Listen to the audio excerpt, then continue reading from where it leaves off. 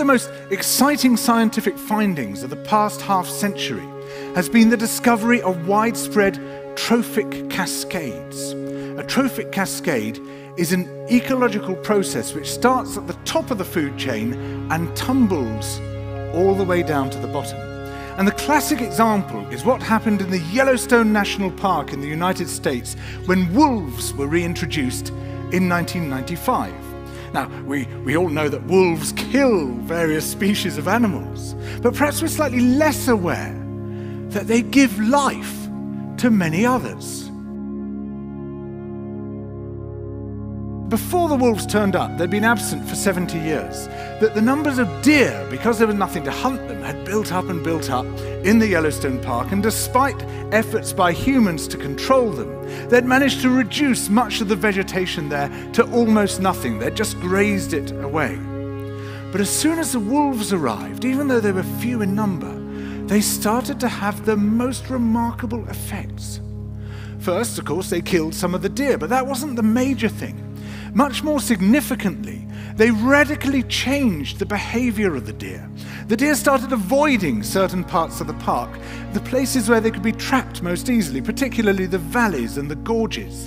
And immediately those places started to regenerate.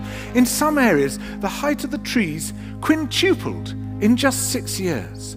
Bare valley sides quickly became forests of aspen and willow and cottonwood. And as soon as that happened, the birds started moving in. The number of songbirds and migratory birds started to increase greatly. The number of beavers started to increase because beavers like to eat the trees. And beavers, like wolves, are ecosystem engineers. They create niches for other species. And the dams they built in the rivers provided habitats for otters and muskrats and ducks and fish and reptiles and amphibians.